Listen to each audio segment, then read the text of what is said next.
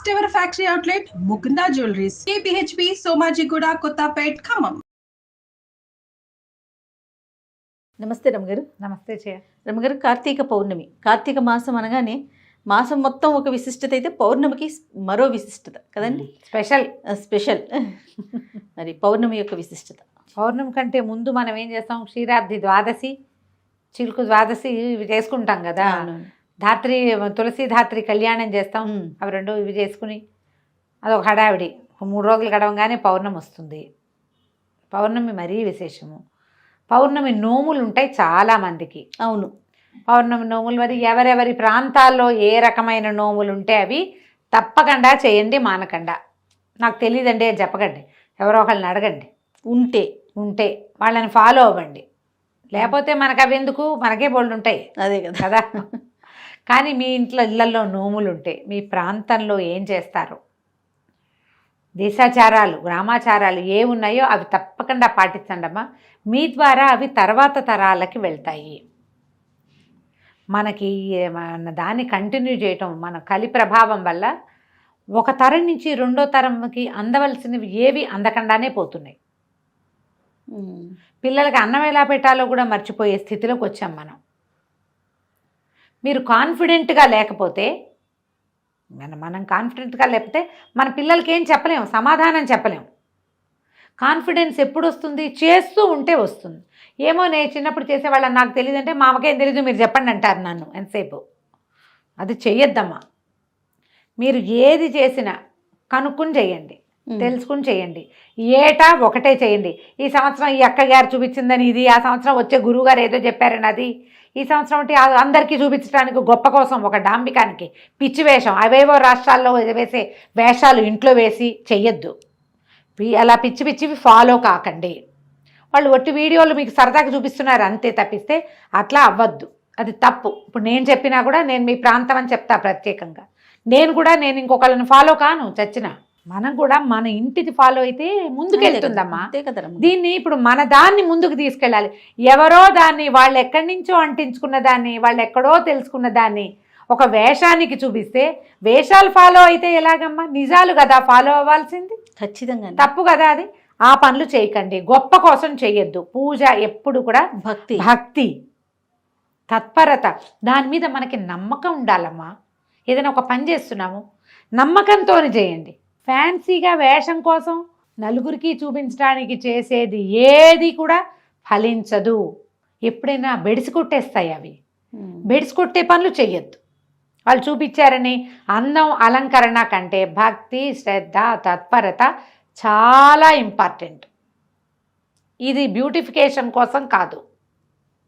ఈ భక్తి మిమ్మల్ని భగవంతుని వైపుకి నడిపించడానికి, ఈ పర్వదినాలన్నీ మీరు అలంకారం చేసుకుని జనాలకు చూపించడానికి, కొత్త చీరలు కట్టుకోవటానికి కాదమ్మా. అది ఆలోచించండి. అట్లా ఈ ప్రదర్శన మనం పెళ్ళిళ్ళు పేరెంటాలప్పుడు చేస్తూనే ఉన్నాం కదా. ఉన్నాయి, దానికి ఇంకా ఉన్నాయి, బోల్డ్ ఉన్నాయి. పిల్లల పుట్టినరోజులు వస్తాయి, మీ పుట్టినరోజులు వస్తుంది, పెళ్లి రోజులు వస్తాయి కదా. పర్వదినాలలో పిచ్చి వేషాలు వేయకండి. బ్రీఫ్గా అదే మాట. మన ఇంట్లో, మన ప్రాంతంలో, మన చుట్టుపక్కల, లేదా మనకు ఒక ఆధ్యాత్మిక గురువో లేకపోతే దైవ సంబంధమైన ఆధ్యాత్మిక గురువులు అందరికీ ఉండకపోవచ్చు. పురోహితులు ప్రతి వాళ్ళకి ఉంటారుగా. ఏటా ఓ గురువు గారినే, ఒక అయ్యగారినే పిలుచుకుంటాం కదా. అంతే లేదు, అది కూడా లేదు. మన ఇంటి దగ్గర ఒక దేవాలయం ఉంది, మనం వారానికో 2 వారాలకో అక్కడికే వెళ్ళి అయ్యగారికి నమస్కారం పెట్టొస్తామా? ఆ అయ్యగారిని పెట్టుకోండి, ఆయన చెప్పిన ప్రకారం చేసుకోండి. వచ్చే ఏడాది మళ్ళీ మర్చిపోతామనుకుంటే ఇప్పుడు మనకు అవకాశం ఉంది, ఫోన్ తోటో పుస్తకంలోనో రికార్డ్ చేసి పెట్టుకోండి. వచ్చే ఏడాది మళ్ళీ ఏం చేయాలి అని అడగద్దు. మీరు కొత్తవి మొదలు పెడితే కుశంకలు ఎక్కువగా ఉంటాయి. మీరు ఏటా 365 ఒత్తులు వెలిగిస్తున్నారనుకోండి, నేను అక్కర్లేదమ్మా ఇంటికి ఒక దీపం అని చెప్తా. మానే ఎక్కర్లా, మీరు చేసేది మీరు చేసుకోండి. కొత్తగా చేసేవాళ్ళు ఒకటే పెట్టుకుంటారు. పిల్లలతోటి కూడా వెలిగిపిస్తానండి నేను, లక్షణంగా వెలిగించుకోండి, మాకే అభ్యంతరము లేదు. మానేస్తే మీకు డౌట్ వస్తుంది, అమ్మో మానేసాం పిల్లాడు అందుకే పడ్డాడు, ఇలాంటి డౌట్లు వస్తాయి. డౌట్లలోకి వెళ్ళొద్దమ్మా. మనం ఏది చేసినా భగవంతుని వైపు మనం సజావైన ప్రయాణం, రుజుమార్గంలో వెళ్ళాలి, సరైన మార్గంలో వెళ్ళాలి. రుజుమార్గం అంటే చూడండి, పెద్ద దీపం ఉంది, దానికి పెద్ద అడ్డం కట్టేసాం, రేకు ఏం కనపట్ల, దానికి ఒక్క హోల్ పెట్టాం. అంత దీపకాంతి ఆ హోల్లో నుంచి వస్తుంది బయటికి. మీరు ఆ సన్నటి మార్గాన్ని పట్టుకున్న దేవుడి వైపు వెళ్తారు. అది సజావైన మార్గం కావాలి అంతే. ఈ సంవత్సరం ఈ వేషం, వచ్చే సంవత్సరం ఇంకో వేషం, వాళ్ళెవరినో ఇవాళ ఫాలో అయ్యి చెయ్యొద్దు, అది పద్ధతి కాదు. సాధారణంగా ఏం చేస్తారు, పగలు ఉపవాసం, రాత్రి భోజనం సాధారణ నియమం. మీరు నక్తాలు ఉంటే కార్తీక నక్తాలు ఉంటారు కదా, పగలు ఉపవాసం రాత్రి భోజనం, ఇది కూడా నక్తాల్లో కలిసిపోతుంది, పర్వాలేదు. ఈ పగలు ఏం తినచ్చు ఏం తినకూడదు, ఒకవేళ ఆకలికి ఉండలేని వాళ్ళు, ఇందులో మళ్ళీ గర్భవతులు కానీ చంటి పిల్లల తల్లు కానీ వయోవృద్ధులకు కానీ ఉపవాస నియమం లేదు. మీరు ఈజీగా దేవుడి దగ్గర నివేదన చేసుకుని అవి తినండి, అది కూడా ఉపవాసం కిందకే వస్తుంది, తప్పులేదు. పొద్దున ఏదో నివేదన చేస్తాం, పాలు గిళ్ళు పెడతాం, అన్నం వంట చేసుకుని వంటంతా పెట్టేయండి, శుభ్రంగా తినండి ప్రసాదాన్ని, ఉపవాసమే. ఉపవాసం లేను అని చెప్పక్కర్, మేము ఉపవాసం లేవండి అన్నం తిన్నాం అనక్కర్లా, ప్రసాదమే తిన్నాం మేము, చూపించాం కదా. కూర పప్పు, పిల్లలకి ఏదో వండుతాం చిన్నదంతా అన్నం, అది కూడా నివేదన చేయండి. పిల్లాడు కూడా ఉపవాసం ఉన్నట్టే చంటాడు కూడా చక్కగా, ఈ పని చేయండి. ఈ పెద్దవాళ్ళందరూ దీనికి సూర్యోదయానికి ముందే స్నానం చేయాలి, పగలు నిద్రపోవద్దు. కానీ ఇందులో మళ్ళీ గర్భిణులు, పెద్దవాళ్ళు, చంటి పిల్లల తల్లులకి అమెండ్మెంట్, వాళ్ళకి లేదు ఆ నియమం. మీరు ఉపవాసం చేయదలుచుకున్న వాళ్ళు పగలు పడుకోకండి.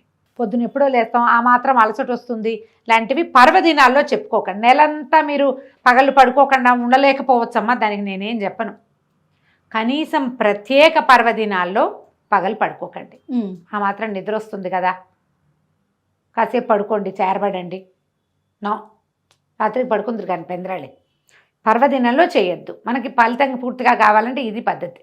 మన అమెండ్మెంట్లు మనం చెప్పుకుంటాం, శాస్త్రానికి చెప్పలేము అవన్నీ. కరెక్ట్ అండి. సాయంకాలం చీకటి పడంగానే పెందరాళి వాకిళ్ళు ఊడ్చుకోండి, ఇల్లు ఊడ్చేసుకోండి, చకచక. ఏదైనా పని అమ్మాయి అంటే అమ్మాయితో చేయించుకోండి, ఏదో మీరే అయితే చేసుకోండి. సావాకిట్లో సంజకి ఒక ముగ్గు వేయండి, సంజ ముగ్గు వేసుకోండి. తర్వాత తులసి దగ్గర శుభ్రం చేసి ముగ్గేసి పెట్టుకోండి. ఒక చెంబు నీళ్ళు పోసుకున్నాం, అంత శక్తి లేకపోతే చలి పెరిగిపోతుంది కాబట్టి కాళ్ళు చేతులు మొహం కడుక్కుని ఉదయం వేసుకుని వస్త్రాలన్నీ మార్చేసుకోండి, అన్నీ మార్చుకోండి. తర్వాత దీపారాధన చేసుకోండి. దేవుడి దగ్గర ముందు తొలి ఒక దీపారాధన చేసి తులసమ్మ దగ్గర ఒక దీపం పెట్టాక అప్పుడు మీరు 365 ఒత్తుల్ని వెలిగించుకోండి. ఈ 365 ఒత్తులు కూడా ఉదయం స్నానం తర్వాత మీరు ఏదైనా ఆవు నేతిలో తడిపి ఉంచితే ఒత్తులు బాగా సులువుగా వెలుగుతాయి, పూర్తిగా ఆహుతవుతాయి. ఒత్తి పైన ఇట్లా మండి కింద భాగం ఉండటం కంటే మొత్తం ఆహుతయితే శ్రేష్టము. దీపారాధన మొత్తం ఆహుతయితే మంచిది. అవకాశం ఉండి ఒకవేళ అవ్వలేదనుకోండి, ఒక చిటికెడు కర్పూరం వెలిగిస్తే మీకు సులువుగా వెలుగుతుంది. 365 ఒత్తులు వెలిగించండి. సంవత్సరంలో స్త్రీలకి పూర్తిగా అవకాశం ఉండదు. 365 రోజులు దీపారాధన అవకాశం ఆడవాళ్ళకి అవకాశం ఉండదు. మగవారు వేరే వేరే ప్రాంతాలకు వెళుతూ ఉంటారు, ప్రయాణాల్లో ఉంటారు, ఉద్యోగ వ్యాపార నిమిత్తంగా కుదరకపోవచ్చు, లేదా ఆసక్తో అనాసక్తో ఏదైనా కుదరని పరిస్థితిలో ఏదైనా కావచ్చు, వారికి అవకాశం లేదు. వాళ్ళకి కూడా ఈ ఒత్తులు వెలిగిస్తే సరిపోతుంది. భార్యకు ఒకటి భర్తకు ఒకటి పెట్టవలసిన అవసరం సాధారణంగా లేదు. మీకు అలాంటి ఆస్తి ఉంటే పెట్టుకోండి. సంటి వెంటి పిల్లలు ఉంటే వాళ్ళకు కూడా అని పెట్టకండి అమ్మ. ఇంటికి ఒక దీపం చాలు. మీకు అలవాటు ఉండి మేము ఇదే చేస్తామంటే మీ ఇష్టం, మిమ్మల్ని వద్దని చెప్పట్లేదు. కొత్తగా చేసే వాళ్ళైతే అవి పెట్టుకోకండి. ఒక ఇంటికి ఒక దీపారాధన సరిపోతుంది. ఈ 365 ఒత్తులు వెలిగించండి. ఏమైనా పళ్ళు పాలు నివేదన చేయండి. వంట చేసేసుకోగలిగి ఉండి 2 వాళ్ళు సహాయం చేస్తే ఏదైనా అన్న నివేదన కూడా చేయండి. నేనైతే సాయంకాలం 4 గంటలకల్లా వంట మొదలు పెట్టేసి 6:30కి వంట ముగించేసుకుంటాను. వంట ముగించుకుని దీపం పెట్టుకుంటా.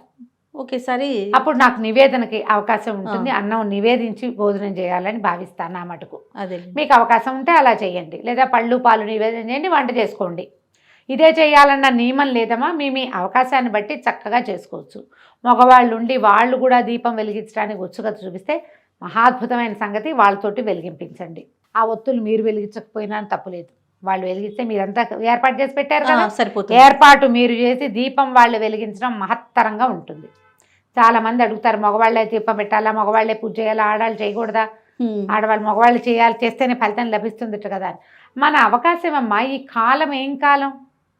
నేను ఈజీ మెథడ్ ఎప్పుడు చెప్పే ఈజీ మెథడే చెప్తా. దీపారాధన సిద్ధం చేసి పెట్టండి.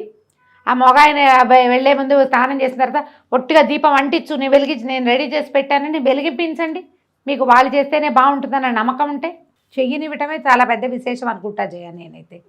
కొంతమంది చేయనివ్వరు కూడా, ఆ దీపాలు కూడా పెట్టనివ్వరు. అవన్నీ ఎందుకంటారు? అది కాకుండా నేనేదో చేయనిస్తున్నాడు కదా, ఒక ఏర్పాటు చేయండి దీపం, దాంట్లో వెలిగించడానికి చక్కగా దీపం పెట్టేస్తే వెలిగిస్తారు. ఈ 365 ఒత్తులు కూడా ఒకవేళ వాళ్ళు వచ్చి ఒప్పుకుంటే వెలిగించు నువ్వు కూడా మంచిది పెద్దవాళ్ళు చెప్తున్నారంటే మంచిదే, వాళ్ళు కూడా వెలిగించుకోండి. ఇంట్లో ఉన్న పిల్లలకి అందరికీ ఆ వెలుగుతున్న జ్యోతికి నమస్కారం చేయించండి, దండం పెట్టుకోండి. తులసి చెట్టు దగ్గర అక్కడ వెలిగిస్తే తులసికి వేడి సెగకి పెద్ద మంట వస్తుంది, జ్వాల అంత జ్వాల వచ్చేటప్పుడు తులసి అది పాడవుతుందమ్మా, కొంచెం శ్రద్ధ వహించండి. కొంతమంది వాకిట్లో పెరట్లో తులసి ఉంటే చక్కగా తులసి దగ్గరే పెట్టుకునే వాళ్ళు కూడా ఉంటారు. కొంచెం అసంట దూరంగా పెట్టి వెలిగించండి. ఒక ముగ్గేసి చక్కగా ముగ్గులో ఒక పళ్ళెం పెట్టి దాంట్లో ఒక దీపారాధన కుందో లేదా మన మట్టి ప్రమిదలు ఉంటే మూకుడు ఉంటుంది దాంట్లో పెట్టో చక్కగా వెలిగించండి. ఇలాంటి జ్యోతిలో భగవద్ దర్శనం చేయటం తెలుసుకోండి. దీనికి ఎన్ని పువ్వులు పెట్టావు, నువ్వు బంతి పూలు పెట్టావా, చామంతి పూలు ఏమీ లేదమ్మా, శ్రద్ధ ఆస్థ ఆ రెండూ కావాలి. వాటితోటి చక్కగా కార్తీక పౌర్ణమి వ్రతాన్ని పూర్తి చేసుకోండి. ఒకవేళ పౌర్ణమి నోములు ఉంటే నోములు చేసుకోండి, కుదిరితే పగటి వేళలోనే దేవాలయ దర్శనం చేయడానికి అవకాశం ఉంటే తీసుకోండి.